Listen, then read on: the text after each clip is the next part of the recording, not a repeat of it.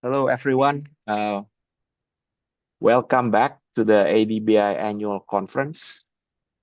Um, we will now start the next session. And this session will be chaired by Byungsik Jung, who is the Deputy Dean at ADBI. I will read his profile quickly and then hand over the session to him. So Byungsik Jung joined the ADBI as Deputy Dean in September 2024. His professional areas of expertise are international finance, trade agreements, and international tax. He's also interested in labor migration, regional economic integration, and supply chain stability through regional trade agreements.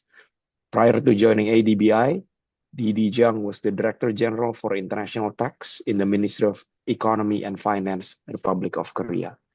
DD Jung, over to you. Thank you, Daniel, for introducing me kindly.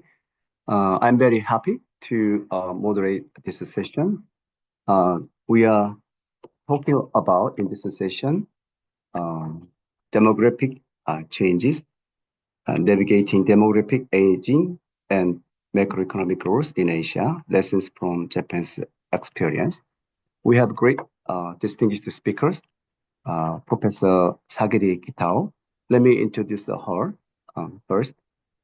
Professor Sagiri Kitao is a professor of economics at National Graduate Institute for Policy Studies, GRIPS, and senior fellow at the Research Institute of Economy, Trade and Industry, RIETI. Her research area is macroeconomics, and she specializes in quantitative analysis of public policies such as tax and social security system. She has also written papers on the effectiveness of demographic aging on macroeconomy and issues about female labor supply and fertility in Japan. She worked at Goldman Sachs, the Federal Reserve Bank of New York, University of South California. Without further ado, let me invite Professor Kitao to make her presentation. Professor Kitao, you have the floor. Okay, so thank you very much for the introduction and for the kind invitation to be part of this excellent conference.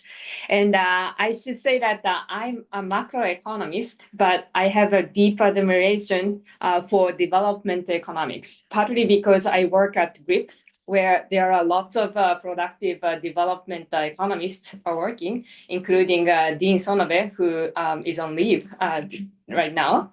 And I should also mention that my first development micro class that I took was the class taught by Professor Kaushik Basu, and at the Kennedy School at Harvard University. And I wasn't seriously interested in doing economics, but I really got excited from every lecture he gave us, and deeply fell in love with the economic models that are really connected to the actual policy. So it's such an honor to present right after Professor Basu, and also under big pressure. So now I'm going to talk about demographic aging issues and lessons from experience from Japan. So just to get started, so this is the picture of the demographic pyramids of Japan. So this is the graph of age distribution from age 0 to 110. As you can see, back in 1960s, Japanese demographic pyramid was healthy, looks like a mountain. But in 30 years, it became a little unstable with the shrinking bottom because of the decline in the fertility. And then what it looks now is a lot like maybe like a cruise ship with the big peaks of first baby boomers, second baby boomers, and the bottom is getting really unstable. And what about the other countries in Asia now? So this is the picture for Philippines, India, and Thailand. So Philippines and India look more like Japan in 1960s, and then Thailand maybe looking more like Japan 30 years ago. So according to UN projections, in about 30 years, the picture for the Philippines, India becomes more like maybe Japan 30 years ago or Thailand now, and the Thailand will become more like Japan now. So the demographic aging is maybe not the imminent issue, but it's certainly coming really quickly. And this change in demographics happens because of the change in the fertility rates and then also the mortality risk. So as you can see, the total fertility rate, this is the average number of children that each woman will have if you follow the fertility rate by age in each year. So you can see that the fertility rate is well below replacement rate that is necessary to keep the population from falling below 2 in many countries in Southeast Asia, Japan, Korea, China. And you can see in the picture on the right, countries like Vietnam, India, Indonesia, Philippines, their fertility rates are quickly decreasing. And at the same time, life expectancy is increasing quite rapidly. So as you can see, Korea, for example, experienced a rise by more than 20 years over the last 50 years. And other countries are also experiencing a big increase in their life expectancy. This is a great news. I mean, people are living longer because of the improvement in the health conditions, and mortality risk is declining. But together with the declining fertility rate, what this implies is that there's a huge increase in the ratio of the old people relative to the working age population. So here I have the plot of the old age dependency ratio, defined as the population aged 65 and above to the population between age 20 and 64. So that number, Japan already had the 30% in 2000, but it's been increasing. And Korea here has been increasing from 10% in 2000 to almost 100% by 2060. So for each old person, there's just one working age population, not individual. And then countries in the Vietnam, India, Indonesia, Philippines, they are very young, about 10% now, but it's going to rise very quickly. So this demographic aging is not just about Japan or the developed countries, but it's a global phenomenon, including Japan. So what I want to talk about here is what are the economic challenges posed by this demographic transition, and then how we can prepare for what to come. And in doing so, I'm going to use my country, Japan, as an example. So I'm not going to warn you and tell you that beforehand that I'm not going to tell you the success stories that you should learn from Japan, but more I'm going to talk about the struggles, including a lot of failures that we have been facing, and a lot of challenges that we are working on, so that you can learn lessons from that. So I'm going to talk about first the fiscal challenge, and then talk about the macroeconomic challenge, mainly focused on the decline in the working age population, and then talk a little bit about some broader issues about the changes in consumption, inequality, and immigration issues associated with the demographic aging. And then I try to finish the talk with some bright tone, talking about some silver lining of the demographic aging. So first, about the fiscal challenge. So per capita fiscal costs tend to increase in age. Of course, it depends on what kind of institutions you have. But if you have public pensions, health insurance, long-term care, generous social insurance system, they tend to provide a lot more benefits to older individuals. So that if the demographic shifts to the right, if there's an increase in the old age population, then the fiscal expenditure per capita rise. Especially if you're running these programs on a pay-as-you-go basis, meaning that all the benefits provided to the old are financed by the simultaneous taxes on the young people or the current economy, rather than the self-finance system, then you need to have higher taxes, and then taxes are going to be distortionary, and that can reduce the growth rate. And this is going to happen at the same time as the working age population shrinks, meaning that the tax base is shrinking. And if the expenditures are rising, tax base is shrinking, then tax rate must be higher, and that's going to exacerbate the distortions. So that's what the basic economics say. So let's look at the Japanese case. So we have a very comprehensive universal social insurance system. So when I returned from the US about 10 years ago, I got really, fascinated by the health insurance system, because I have 2 kids and I don't have to worry about the health insurance, and it provides, we have good access to doctors, but that comes, at a very high cost. So we have the public pension coverage since 1960, And pension system consists of two-tiered system. So we have a basic pension provided for everyone, and the normal retirement age when people start to get benefits has been 65, and it has not changed. So back in 1960s, that was when people's life expectancy was just in the late 60s. So living beyond this normal retirement age was an unusual thing. So pension benefits, acted as a good insurance against the risk of living too long. But now, people are living much longer. So the function of the pension insurance is not the same as what it used to be. And then there's also the employment-based part. The normal retirement age increased from 60 to 65. And there's also the health insurance system, which started in also 1960s. And co-payment rate, the fraction of the expenditures that we have to pay, decrease in age, which makes sense. I mean, but old people above age 75, they pay just 10% of the entire medical expenditures. So as you can imagine that medical expenditures are increasing in age, and then the age distribution shifts to the right, there's a huge increase in the expenditures. And then we also started the long-term care insurance in 2000, and the co-payment rate is 10%. So this is also a big cost. So how much expenditures we have to pay. The picture on the left shows the expenditures on these three insurance programs that I mentioned as a percentage of GDP.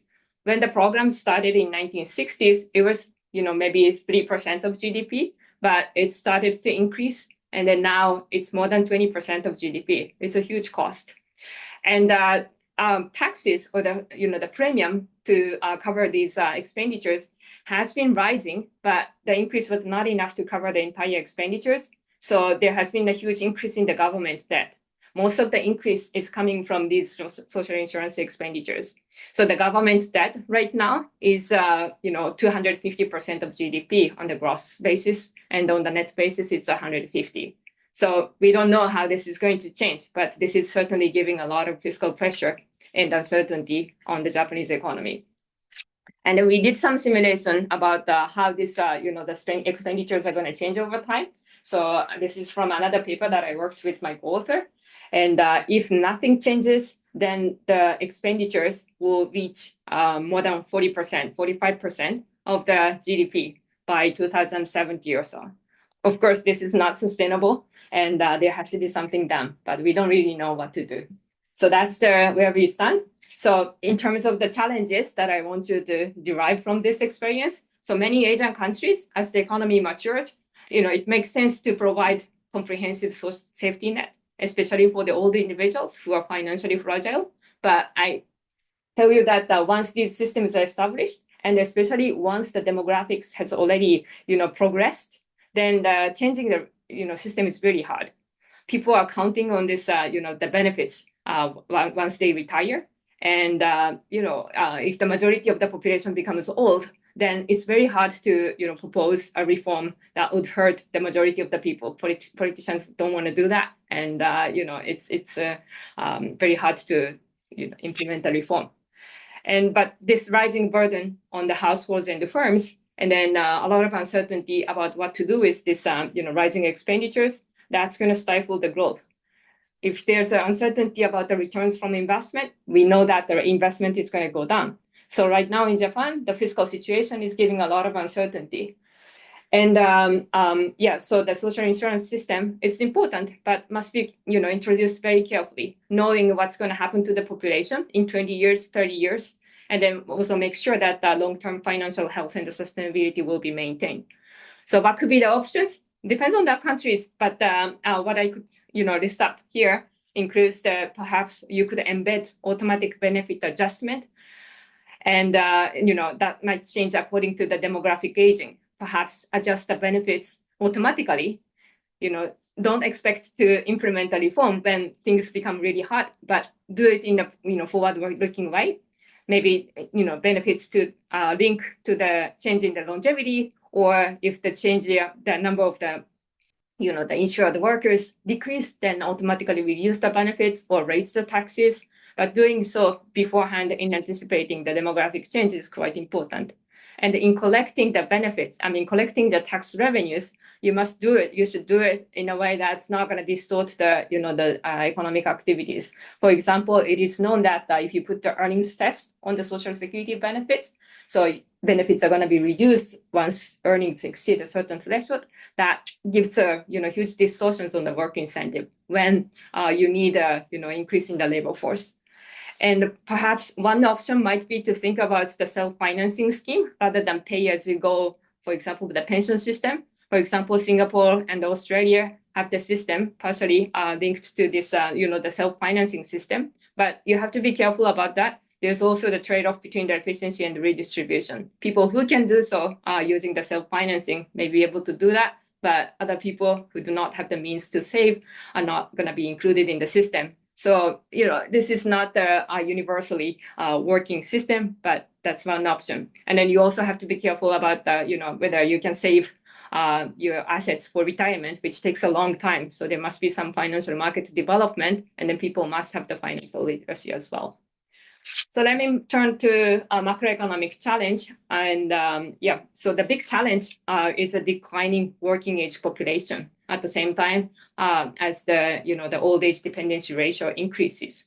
So, basic economics tell us that if the labor market gets really tight because of the scarce labor resources, what's going to happen? Firms have to compete and the wage has to go up. If the wage is going to be higher, that implies the increase in the cost of the production.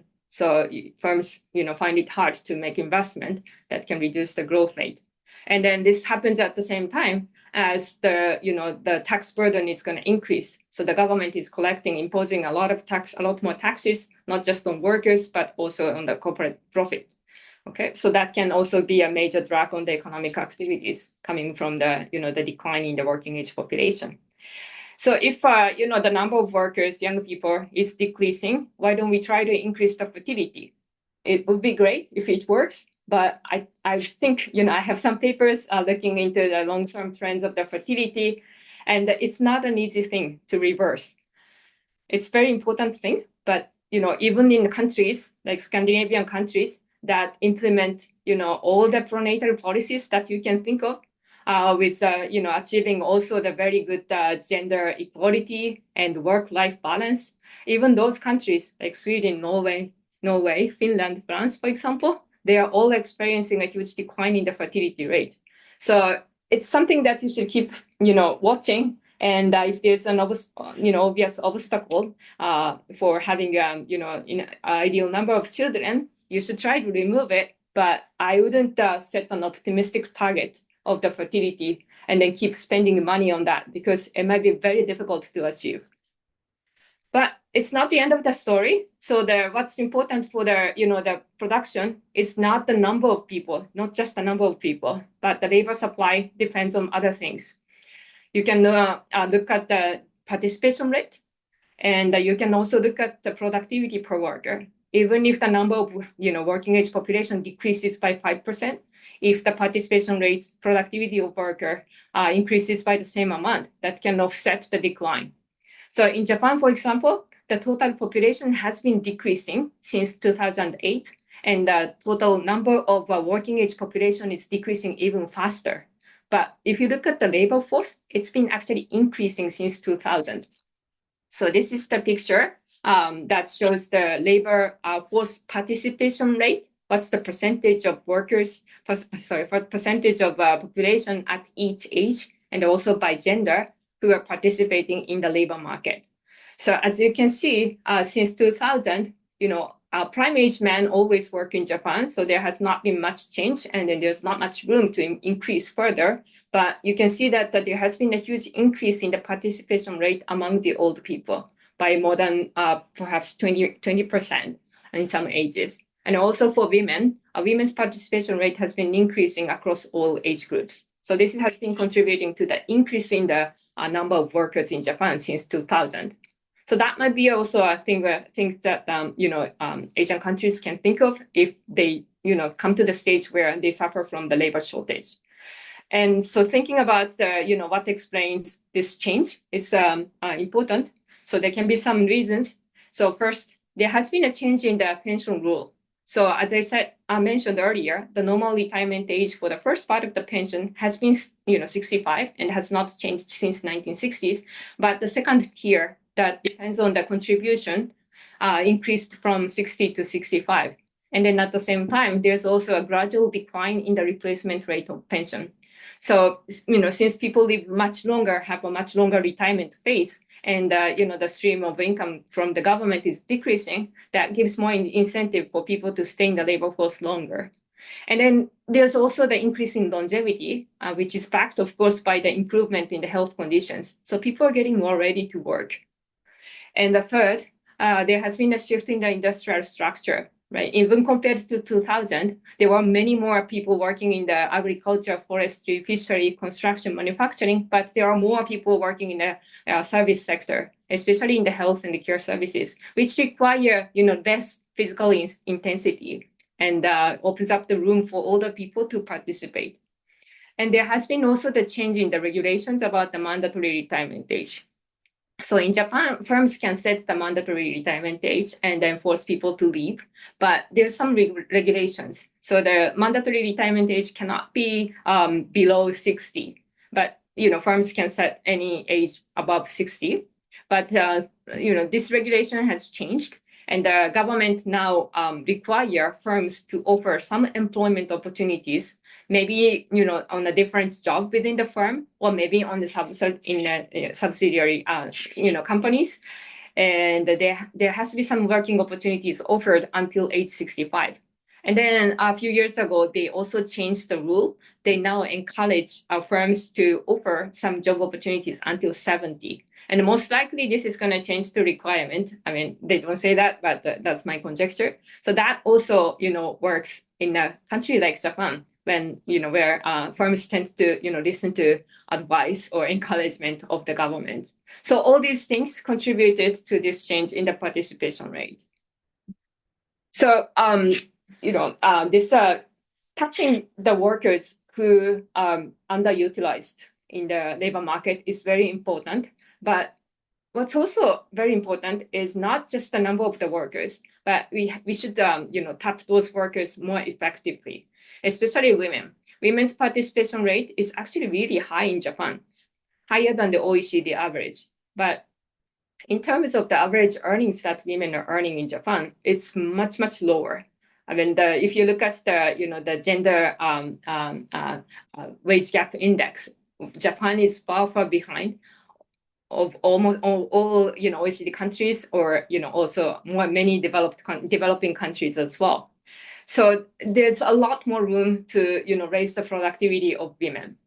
And one thing that is actually very important behind this gender wage gap is the not something that's so visible, but various regulations embedded deeply in the fiscal system, which do not really fit the current environment, and that these are the things that should be re-examined. For example, there are spousal tax deductions, and there's also the exemptions from the social insurance taxes for low-income spouses, and then there's also the survivors' pension benefits. So these are the good policies to help low-income dependent spouses, which really worked well back in maybe 1960s or 70s, when it was the norm that men always go out and work and the women stay at home when they get married and then take care of kids. Women have no means to support themselves, so the government tried to help, conditional on women not earning enough.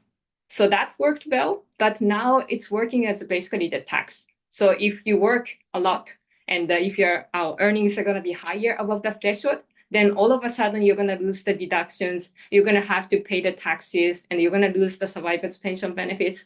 So these are working as basically the tax on women and the low-income dependent spouses. So it's not like a big policy should change their behavior, but we should keep looking at whether there are policies embedded in the system that are actually functioning in different way. And then for the old people as well, I mean, Professor Basu also emphasized, but reskilling and creative educations and the skills they have accumulated may not be up to date. So providing education across all age groups will be very important. And also similarly to women, if there's a working disincentives embedded in the fiscal system, for example, the earnings test of the pension benefits or the taxes, insurance taxes, then that should be also examined as well. So filling the gap, gender gap, or making older people productive is also very important. But participation rate cannot exceed 100%, and the gender wage gap, it's filled eventually. But then after that, what do we do? There has to be productivity enhancement of each individual. This will be really the last thing, the most important thing if you want to achieve the long run growth. So, basic education. Here I said it's not just the math and the language, but the definition of the basic education, what is necessary to be productive, will be changing over time. So in the age of the digital technology, we have to, acquire skills that can be used to, use AIs. And then we have to redefine the definition of the basic education. That's very important. And the continuous reskilling is important. And, policies, what the policies do will also change over time. Like these policies that support the low-income spouses, they functioned well, so they believe that it's going to work, but it doesn't. So you have to keep re-examining, whether all the legacy policies are actually doing something else. So that's the macroeconomic challenge. And let me talk about some broader issues. So about the consumption. So if the demographic aging continues, right, the number of the population falls, so the total consumption is going to decline. But it may not be a one-on-one change that we might see, because life cycle consumption, if you look at the data, it really changes, by age. So the picture on the top shows the total consumption by age, as typically found in other countries as well. So this is the Japanese data, but the consumption tends to increase as people age, and then after maybe 50 or so, the consumption declines. So if demographic aging happens and there's a increasing number of older people towards the right end of the distribution, then the consumption might actually decline a lot faster than the number of the population. But if you look at the consumption by item, it really, the shape is very different.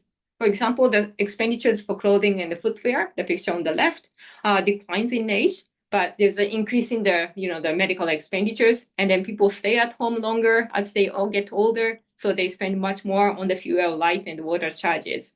So the composition of the consumption is also going to change quite a bit. So this, looking at the age-specific consumption distribution gives us a lot of implications about how industrial structure might change and which sector can be growing.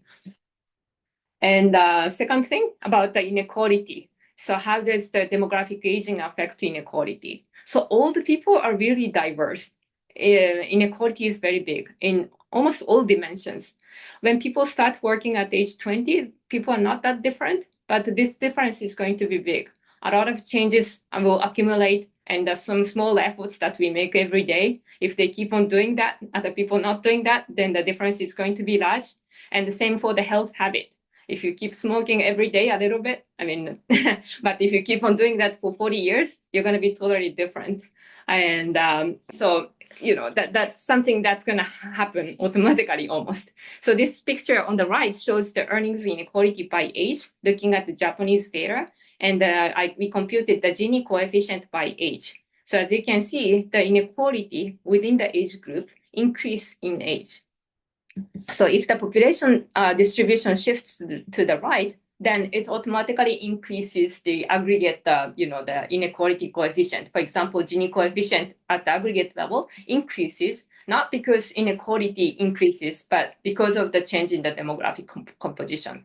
So that's something that you have to be careful about when the demographics change dramatically. But what's, I think, even more important by looking at this micro data is what's going on at the micro, at the more granular level. So within each age group, you can see that the inequality in earnings is actually increasing in Japan. And then this change is also going to be magnified as people get older. So what's going to happen, maybe in 20 years, 30 years, maybe even, bigger inequality among the old people. So looking at the, the data, micro data carefully, and then look at the, the change in inequality is quite important. And there's a, growing literature about the health inequality as well. So, average medical expenditures are very high among the old people, but there's a huge, that disparity and difference across different people in terms of the health status and the medical expenditures. And it's not simply about the luck, but research has found that the health habit when people are young also matters and then keep accumulated. So it's good to understand what accounts for the health heterogeneity among the old people, not just in terms of the individual's happiness or the wellness, but it affects the health capacity to work, whether people can continue working at the old age, and then whether they're going to spend a huge amount of the medical expenditure. So that has a lot of externality on the fiscal values and the fiscal variables and the macroeconomic variables. So looking at the health, investing in health, perhaps at the national level, is very important. And about the lastly, immigration. So, there's a whole big literature studies about the immigration, so I'm not going to go deeply into that. But if, sometimes people say, if you're running short of, workers, why don't we just import workers from other countries, Southeast Asia, maybe South Asia, and, other countries that have a lower income. But as we saw demographic aging is something that is going on, at a very rapid pace, in different parts of the world. So maybe you cannot really count on, the flow of workers from other countries. And especially if you have to charge a lot of taxes on the workers, maybe in Japan, the social security tax in total is 30%. 15% on workers and 15% for employees. So that would also reduce the competitiveness of the, the labor market. And demand for the high-skilled workers who tend to be much more mobile are going to be it's going to be very intense. And, if more people get educated, there will be a smaller supply of the low-skilled workers, so their wages are going to be higher as well. So you can't really count on the foreign workers to resolve the domestic problems. Although in Japan the number of the foreign workers is increasing, but I wouldn't be too optimistic about that. And then I think that's the case for other Asian countries as well. Okay, so and finally, I want to close with a little bit of something that is positive. So of course, if people are living longer, it means that our health conditions are getting much better, right? So even at age 65, it was the norm to leave the labor force and then stay at home. But now people are at age 65 in Japan are so healthy, and lots of people are still working in the 70s and even 80s. Right. And because there are so many workers coming out, so the market has, I think, changed over the last few, I'm running up, finishing soon, changed. So the market has opened for the older people. And here there's a lot of roles that the government can do to provide the skills and the reallocation of workers from different sectors. And then there's a nice study by ADBI, Kitao, and other people who look at the health capacity to work in different Asian countries. And then there's a lot of heterogeneity about the health capacity. And older people are not just a burden, but they consume, right? So there can be a rising demand for new sectors, healthcare, and also there's leisure services, and the government-led investment in those technology will be very helpful, and the new financial products may be in demand as well. So robots are not just to replace workers, but working in a lot of care sectors, and good potential for the growth. So that's it. Thank you.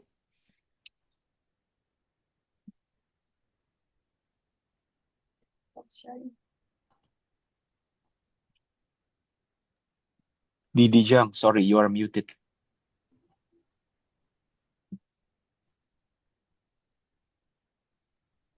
Thank you, Professor Kitao. Even though you slightly over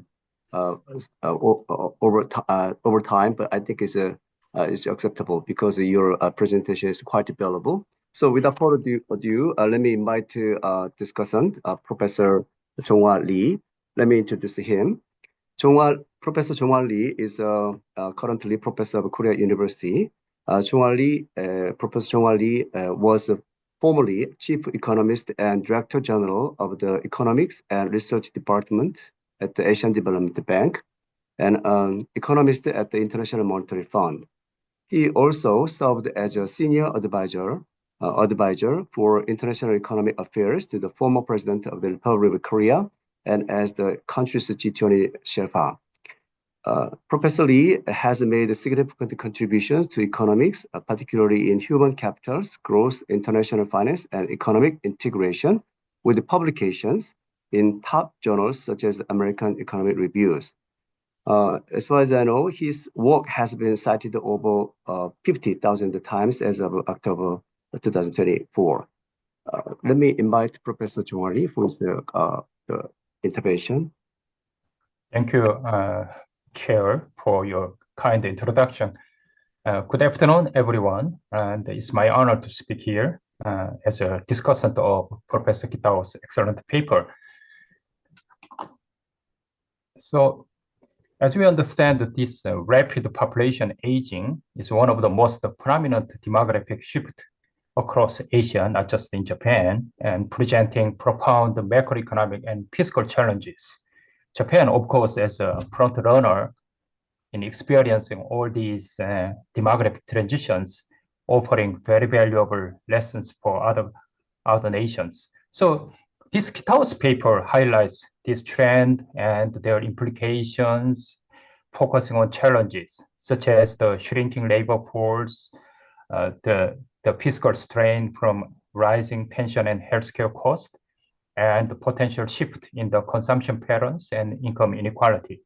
So this paper especially underscores the need for adaptive policies across Asia.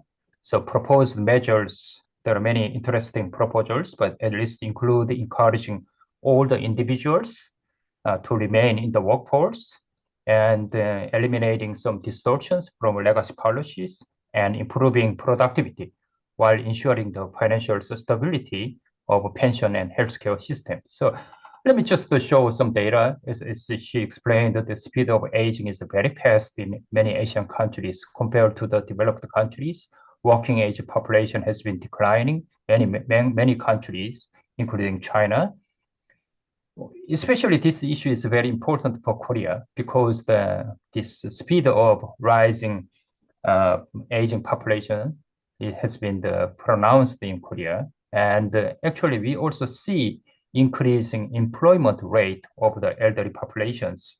So I think we can learn a lot from this paper, and this is an excellent paper, though a little bit descriptive, making an important contribution to understanding the challenges ahead for many Asian countries, anticipating population aging. I think I don't have a very specific comment on the paper because it's very comprehensive and cover many issues.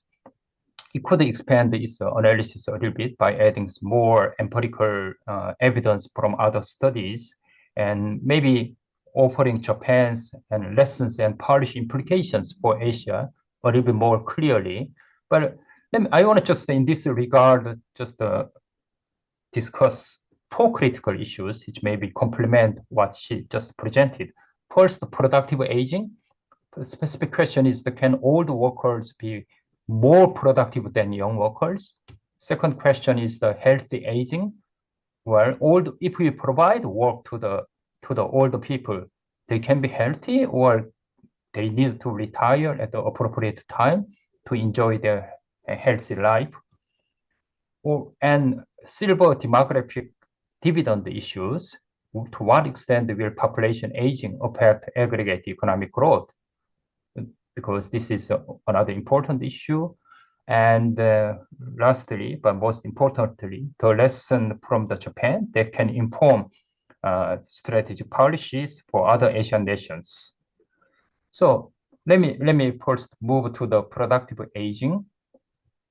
So first of all, the relationship between aging and productivity is not very simple. It's very complex.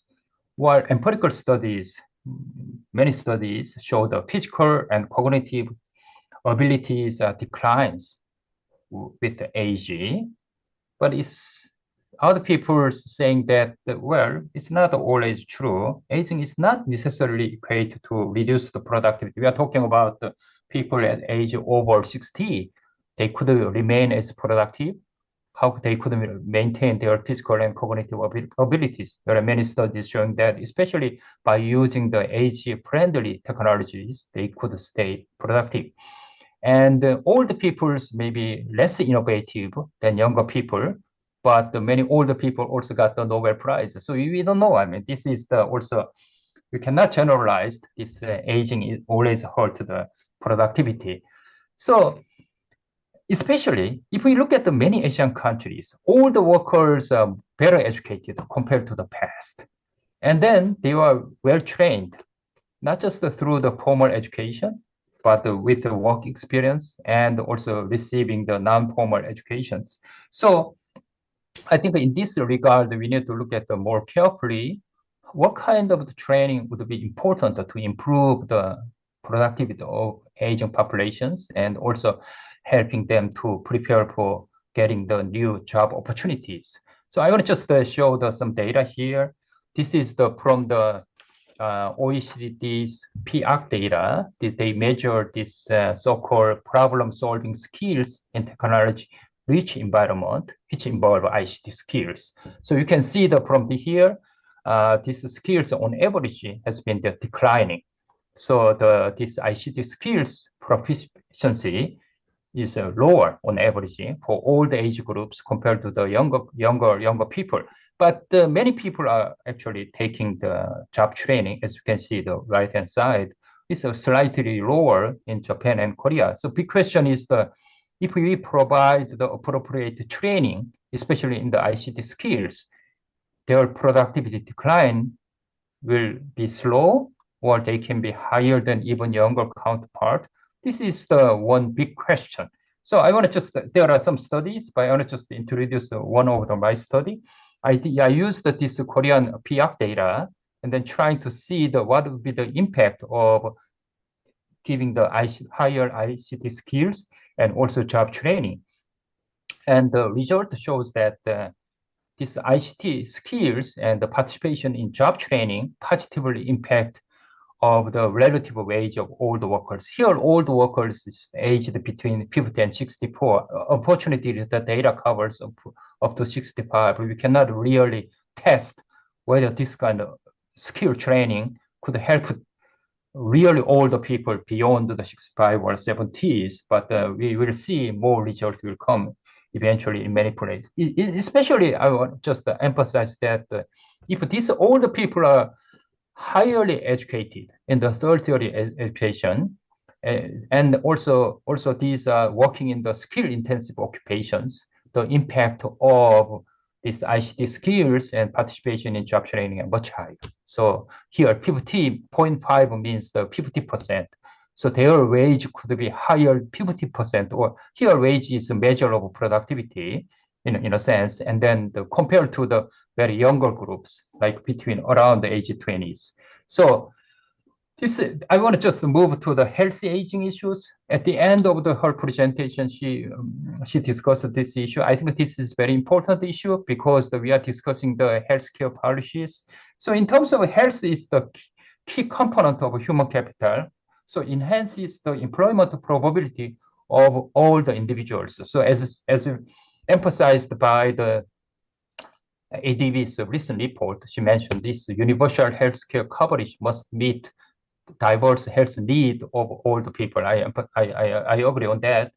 Another issue is the work providing the job opportunities or extending the retirement age, whether these older people can be healthier. So this is there are many micro studies where the studies showing that in theory, it could go either way because this employment or retirement, usually we use the retirement as the event because the employment is gets continuously, so we cannot really get the exogenous event. So if retirement can allow for dedicating more time to health-related activities, but how it can also reduce the health investment driven by the financial constraint. Also, there will be the work-related stress and risks, but the retirement itself is a source of stress.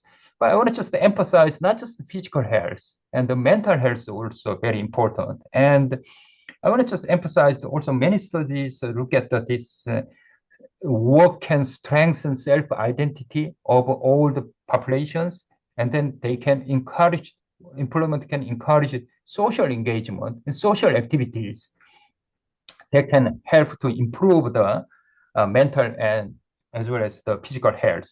So I want to just introduce one of my study. I'm sorry to get to my own study, but this is because I know this my study better than any other studies. So I just this is very recent study. I just investigate the impact of retirement and re-employment of retires on the health and life satisfaction. And this is using Korean data from 2008 to 2020. So it covers a lot of people. So health can be measured many different the measures from the data set. And this causality issue is very complicated. So we can use the instrument variable from the pension system, because Korean pension system changed the retirement age over time. So we can use some exogenous variations. So this finding shows that retirement significantly reduced the physical and mental health, and re-employment positively impacted these outcomes. Why? Because actually in Korea, if you are retired, they are reduced the physical exercise, and then they also significant reduction in social activities that does not help their health. So I think it's the reason I am introducing this study is as emphasized by her, financial the sustainability of healthcare system is very important. So then we need to extend the retirement age, and then we provide the extended employment opportunities for all the people.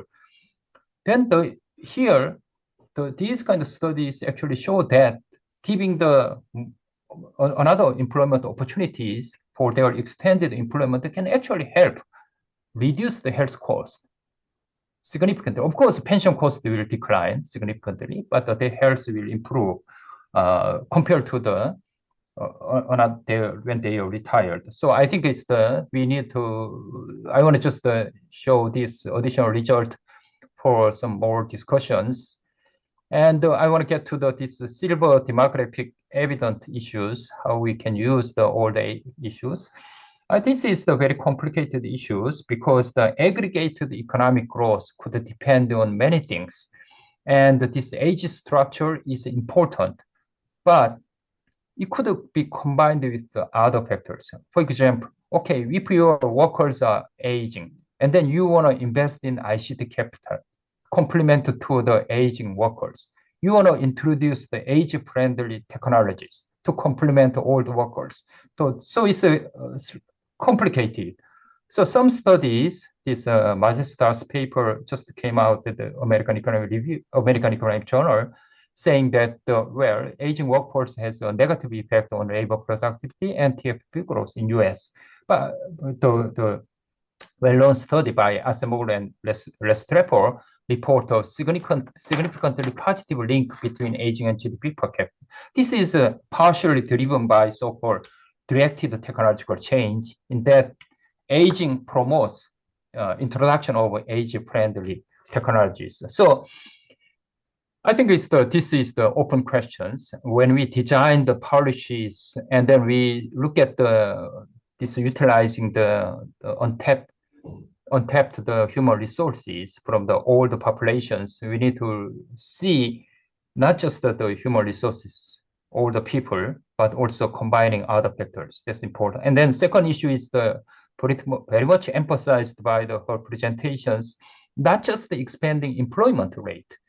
Improving human capital is maybe as much as important than for economic growth, because elderly workers, on average, their productivity may be lower than the younger workers. So if you hire elderly workers and then it replace younger workers, it's a disaster, because the total labor force will not increase, and then average productivity of total human resource will decrease. So it's improving the employment rate without hurting the youth employment, and then improving human capital of all the people, not just through the formal education. They are already educated in the formal institutions. Provide lifelong learning would be very important. And then also, as again, I mean, the investing in the other capitals and technologies complementing the help them to improve their technologies. So reskilling, upscaling is very important. I may not have significant time, but I want to just show this gross accounting. Basically, it's coming from another my paper. If we think about the future of Asia, Asia's growth, and Basu also implement that. This is complement to that. If you want to see the evaluate contribution of labor force, actually not that high in the Asian countries in the past decades. It's declining, but the other factors are more important. Even China, declining labor force over next 2 decades is just negative, but small, but less than only 0.6%. So total factor productivity and human scales are more important. My time is running out, so I want to just re-emphasize 1 minute on this Japan's lesson and the policy implications.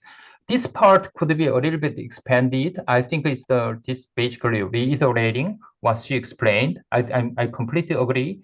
Asian nations can learn from the Japan's experience, good or bad, and designing this sustainable pension and healthcare system is very important. We need to avoid the distortions by focusing on the only one aspect of the policy challenges. We need to design and then this adjustment mechanism. There are a lot of discussions in Korea whether we could introduce this macroeconomic slide. But again, I mean, this reform always politically difficult. When we designed the system earlier, that would be very important, as emphasized her and for other countries. I mean, these policy implications, again, I want to just emphasize the healthy and productive aging is not just a separate one. We can combine them together by improving their productivity of all the workers, as well as encouraging them to stay in the workforce for decent jobs. And then strengthening this financial health and pension system would be very important. So thank you very much. Thank you, Professor Lee. I think Professor Lee's comments could be complementary to Professor Kitao's presentation. I will give it to Professor Kitao to respond against the comments made by the Professor Lee if we have time after receiving questionnaires from the audience. Okay, let me invite to another discussant today, Professor Rohini Somanathan. Let me introduce her first.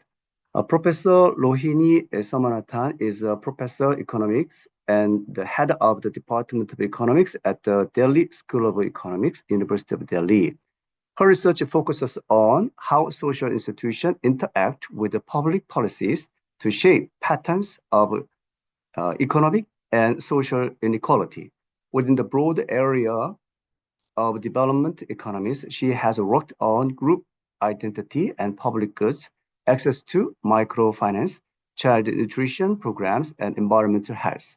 She is also fellow of the Economic Society and the International Economic Association. Professor Somanathan, please take your role. Thank you so much for that introduction.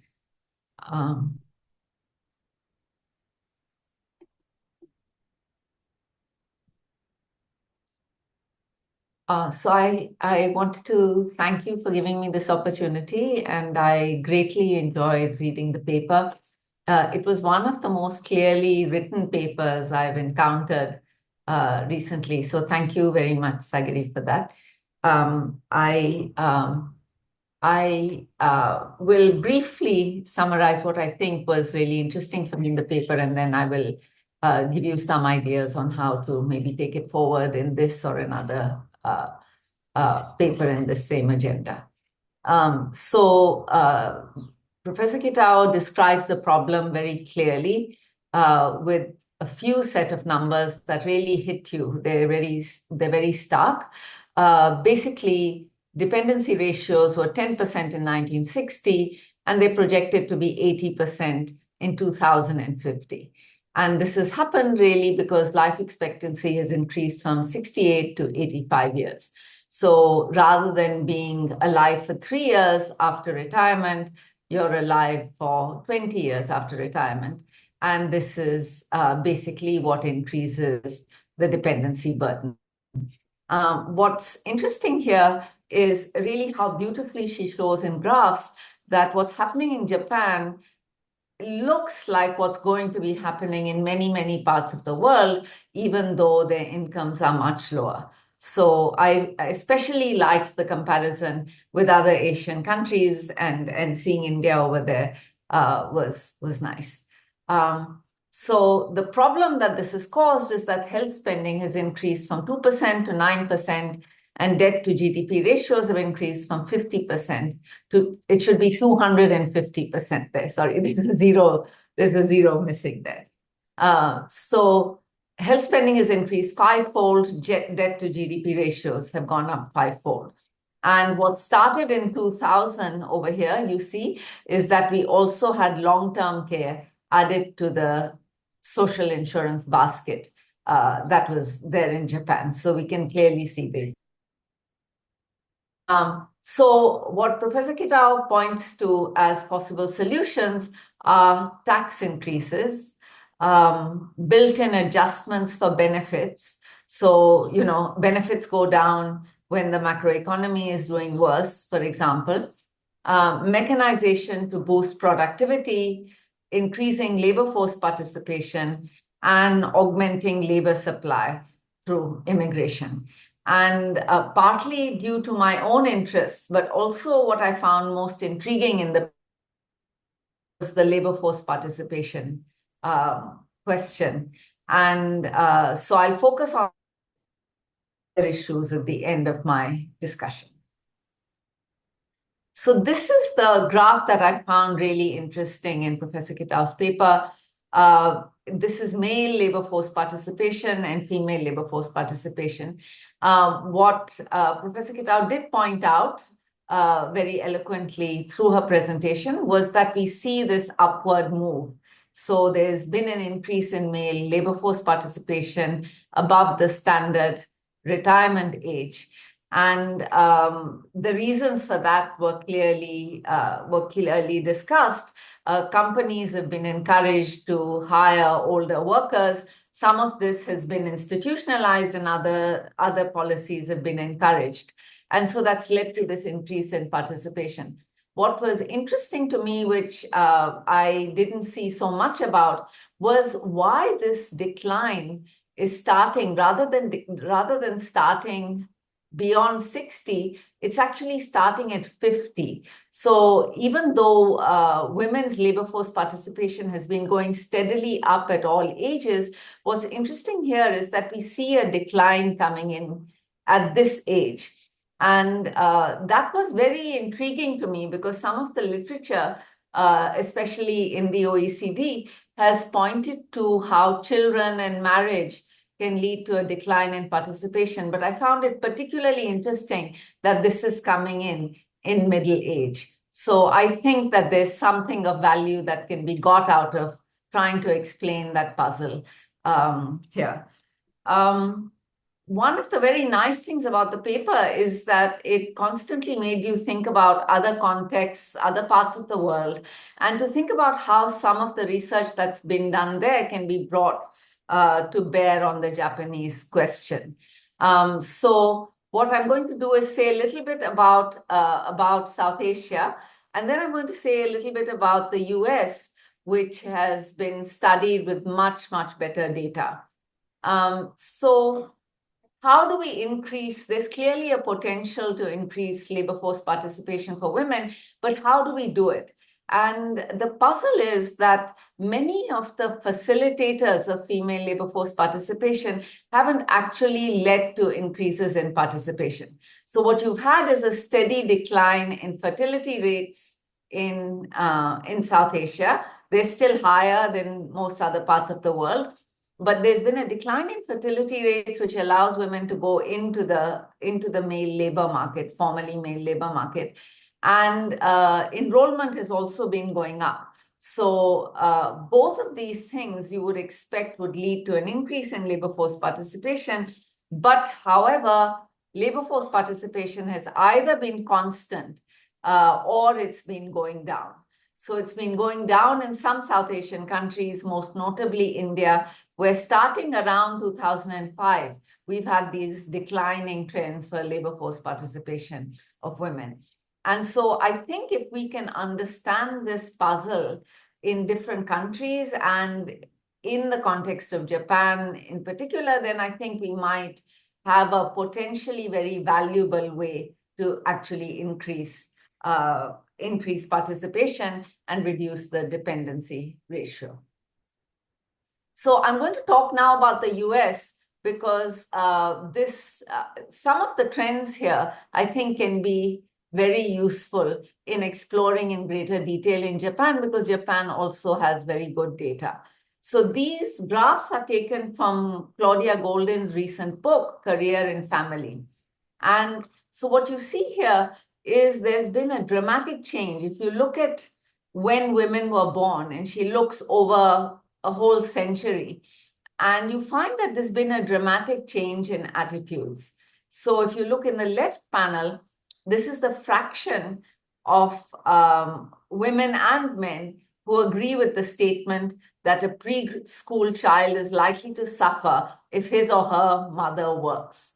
So you find that close to 80% of men and slightly fewer women, but still over 70% of women who were born 100 years ago or more, felt that women should stay at home with their children. This now is only 20% of women and 30% of men. So there's been a dramatic change in attitudes. And there's been an increase in the age of marriage, partly enabled by better contraception and family planning. But however, you find that wage gaps have emerged.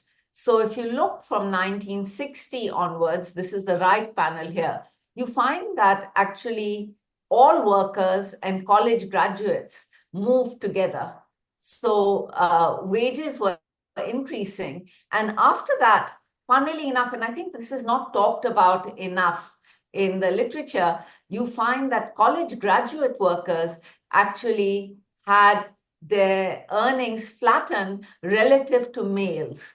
So if you look at, what we usually do is we look within gender and we look at college graduates and high school graduates. But what we rarely do is look at women relative to men across these two categories. So you find that if you look at people with limited education, then women are doing about as well as men. But if you are looking at college graduates, then you find that women are not doing as well. And so here's a real puzzle. And I think it would be interesting to see whether this was true in Japan, and if so, what we can do to get these women onto the labor market. You find that there has been a change in occupation, but this change in occupation hasn't really closed wage gaps for college workers. This is really interesting data because it looks at people coming out of the same elite institutions. So this is for women who are coming out of Harvard College 15 years after they graduate. And this is for MBAs coming out of the University of Chicago. And what you find is this child penalty is pretty big. So the dark bars here tell you, full-time with children and in the labor force with children. And so what you see in this left-hand panel is that women are going back to work when they have children, but they're not going back to full-time work. And so it looks as if the jobs that women are doing, college-educated women graduating from elite institutions in the United States are going back to work, but they are not going back to full-time work. And again, this right-hand side is interesting because this is women who received the same degree for the same institution. So you can't get a better control than that. And what you find is that when they graduate, they're earning about 95 cents to the male dollar. So they're earning almost the same as men. But then what happens over time is that if you have children, then your earnings go down progressively as you get older. But if you don't have children, they don't. So this is not a women versus men case. It seems to be something that's affected by the life cycle. And so Golden's argument is that for some reason, women seem to be doing more of the care work, both for children and for the elderly. So let's go back to women in Japan and think about what kinds of questions we may ask based on what we see in the United States and what we see in Asia. I think one thing we would really want to know is how do life cycle events affect women? So the paper was very nice in laying out the macroeconomic implications of aging, and that is Professor Kitao's specialty. But somehow maybe we can bring in life cycle events and see whether this brings about big changes in participation and whether some change in institutions, whether it's on childcare or whether it's on firm policies on employing women, whether something can happen which allows women to jump back into the labor force after they've gone out of it or after they've had a change in their family composition during their lifetime. The other thing it would be nice to see a little more data on is how much inequality there is within sectors. Now, women in Japan seem to be concentrated in services, medical, and wholesale sectors. From the information in the paper, how much inequality is there within these sectors if we compare men and women? So how much of it is a sectoral problem of technology and how much of it is an institutional problem that arises from the differential conditions faced by men and women? Finally, one of the points that Claudia Golden makes is that the reason for the flattening out of women's earnings, if they're college graduates, is associative matching on the marriage market. So what tends to happen is that women from elite institutions often marry men who are also from elite families. And what happens is that they tend to take jobs that are so demanding that it requires somebody to care for the household. So is this also what is happening in Japan? And how do norms within Japan, social norms, make this process either more stark or less so? I don't know. Maybe part of what's happening at the age of 50 or 60 is that women are helping look after grandchildren. So I don't know what it is, but there's something in the data around the age of 50 that's sort of interesting. Finally, just a few other comments that of the solutions proposed in the paper, it seems that more taxation seems difficult. It doesn't seem politically feasible, nor does immigration if we look at what's been happening in the rest of the world. There's been a big backlash against greater immigration into these countries. And I think that also has distributive consequences. So that's not an easy solution, even though it might seem like a solution in the macroeconomic view of things. I would question more whether moving away from pay-as-you-go can make a difference, because there's no reason, given that the demographic trends that we're seeing are happening all over the world, why is it that our budgets are made year by year?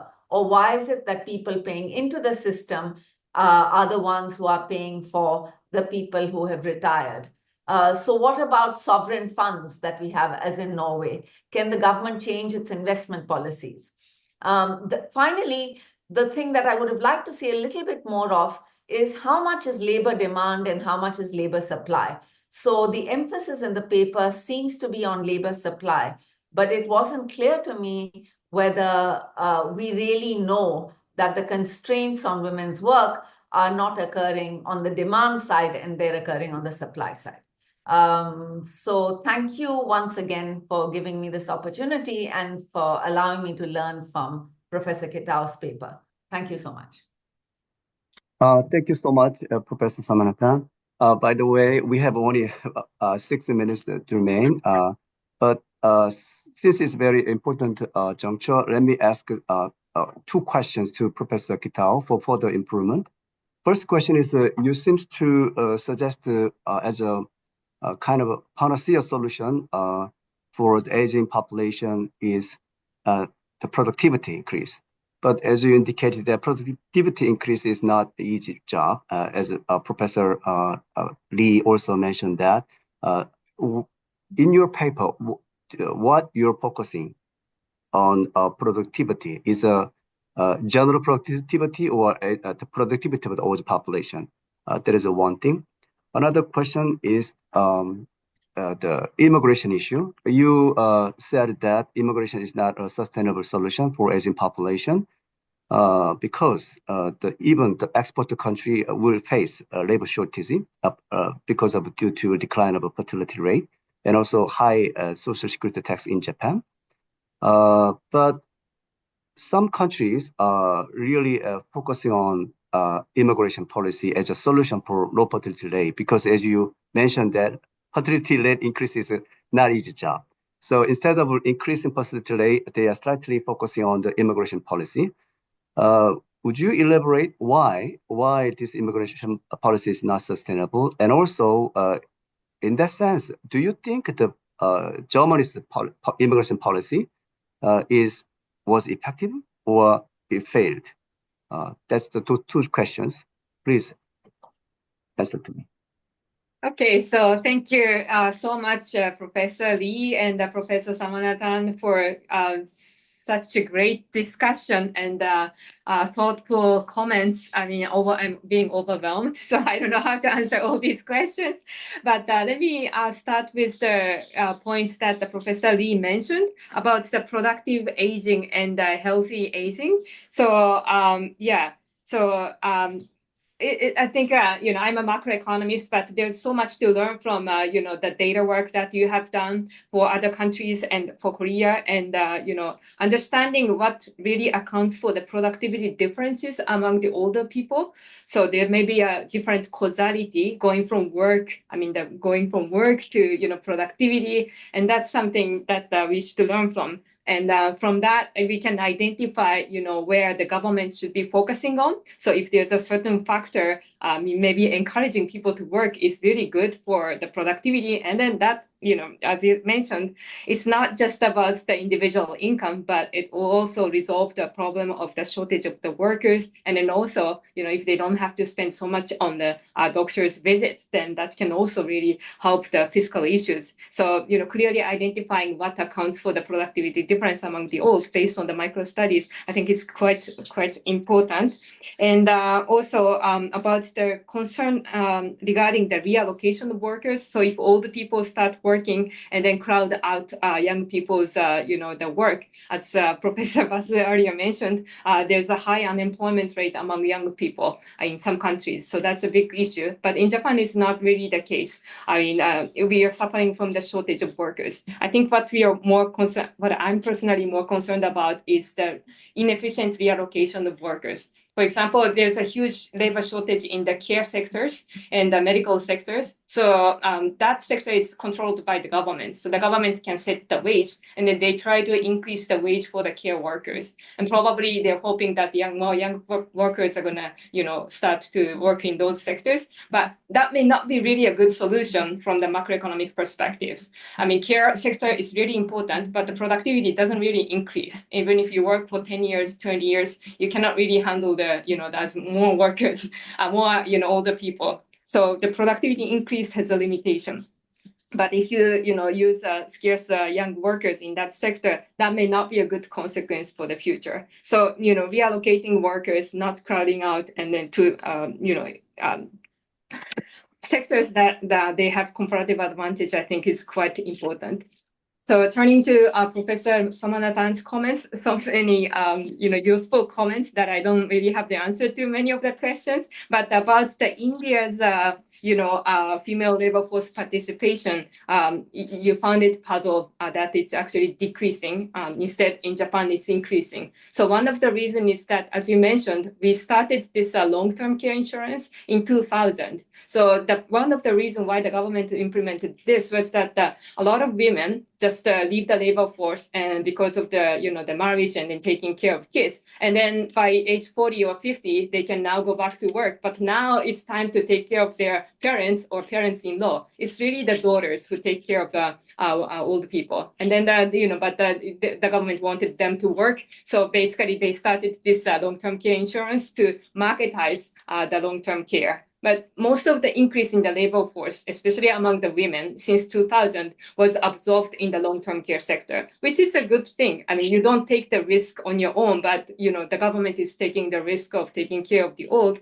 But most of the work went to that sector. So I'm not sure if India, it might be a very different situation. Older women in their not all, but in the 40s or 50s, they might be, have to stay at home because of, taking care of their parents or parents-in-law. And lots of comments. And inequality by sector, I think it's really important. I haven't looked at that, and I don't think anybody has looked at it. So it's very, very important. So I should carefully look at the data. And in terms of the marriage, if you look at the Japanese data, women tend to have a upward marriage. They like to marry a man with more education, higher income, and then men tend to choose the other way around. So that may be also, leading to the decline in the marriage rate and the fertility rate. More women are getting educated, so the marriage market for women is getting really tough if that preference is going to continue. So if that preference is not, unless this, the preference is going to change, this decline in the marriage and the fertility will also unlikely to change. And as you mentioned, the child penalty is huge in Japan. And what's different from other countries, it's really persistent. Once you leave the labor force, labor market is really rigid in Japan. It's not as liquid as in the US. So once you leave the labor force, it's hard to come back. And then a lot of young women know this is the fate once you leave the labor force. So what they are choosing now is not to get married, not to have kids. So the marriage rate has been declining. So right now, about 1/3 of men will never get married throughout their life. And for women, it's lower, but it's steeply increasing. So lots of people are choosing not to get married. And as a result, fertility is also declining. And turning to the question of Dr. Jung about the productivity, is it the productivity of the old or the general? I think it's both. As Professor Lee's studies, showed, there's a lot more room for the older people's productivity to change, and also the general productivity as well. So if you look at the human capital profile, so if you look at the male college-educated workers, their human capital grows a lot faster than the low-skilled individuals. And the women's labor productivity by age is also very flat. And that can be, associated with the misallocation. So that, is something that the government can also do something about. And in terms of the immigration policy, I'm partly pessimistic because of, the trend of the wage in Japan. It's very hard to attract workers. We have a, immigration policy which does not put any quota like in the US. So it's open. But I don't know how long we can compete with other countries like Korea or maybe other countries, China, other Southeast Asian countries that try to attract the low-skilled workers. So that's one reason. And also, Japanese economy is really closed. So whenever I talk about the economic benefits of, the immigration, I get a lot of backlash from other people politically. And, we have to have it's not just the workers, but they have to bring their families, and we have to set up the institutions, schools, and language is a huge barrier in Japan, also culture as well. So lots of things need to be considered. So it's I think a good solution, but probably it's not something that we can just count on, I think. Thank you, Professor Kitao. It's surprising you digest all questions and with a short minute you addressed a major part of the questions. But there is one question and comment on the screen. It's kind of is regarding the skill mismatch. How to avoid that skill mismatch through the education. That is a question. As partly this question is addressed by your answers. So, if you do you want to add something for these questions? I don't have the answer. I don't have the data about the mismatch now about the Japanese economy, but I know that even in the US, there's a lot of mismatch. There's a famous paper written by Shea Klenner about the mismatch of the women's skills and the work that really explains the big difference in the labor productivity overall. But I don't think that Japan has got to that point because mismatch means that women are much more educated in the STEM sector, but they're doing something else. But the share of the STEM sector, share of women in the STEM sector is really small still in the college. Like in the University of Tokyo, for example, even in economics, it's just 20%, and in the engineering, less than 10%. So supply is not catching up with any demand that may arise. Okay, thank you so much for your active participation. Actually, because of this role as a moderator for this session, I watched several documentaries regarding Asian population. I learned a lot through watching those videos. One thing that I remember is that the women's inequality, women's participation is necessary to fill the gap of the aging population and also increase the fertility rate. Women, we need to special the attention to women, treatment of the women. I think one of the reasons for low fertility is a discrimination about the women's at the jobs and even the caring of children at home. So I think one of the scholars emphasized that there should be mandatory maternity leave for men to join the caring of their children. Once they join in the caring children, they realize how women are suffering, how it is important to care family together with the men and women. That is a really good lessons that I learned through this preparation of this course. And also, Professor Kitao very often recalled by calling government to say your wisdom about the increased fertility rate. Even though you are disappointed about the possibility of a fertility rate increase, but please share your wisdom how to increase the fertility rate, since you are well aware of the situation of Korea, because it's quite similar to Japanese situation. I hope your contribution to Korea's solving the aging population issues going forward. Thank you so much, Professor Somanathan. I realized that you emphasize the importance of women's role and women's addressing the women's discrimination. We really want to focus on that issues with the women's lens going forward to address this Asian population together as an institutional organization, collaboration with the ADBI. Thank you, Professor Lee. I missed the opportunity to meet you before I came to Japan. You are very prominent in Korea, not only in the Asian countries. I really I'm grateful for your participation. Thank you so much. Thank you. Thank you. Thank you, everyone. I would like also to thank Didi Jung for chairing the session. So now we'll have a 2-hour break to let people in Japan and Southeast Asia and maybe South Asia to eat their meals. And for people on the Western side to wake up and have their breakfast. So we will continue at 3 p.m. Tokyo time in 2 hours time with a paper on geopolitics, trade, and Asia's economic future. So see you then. Thank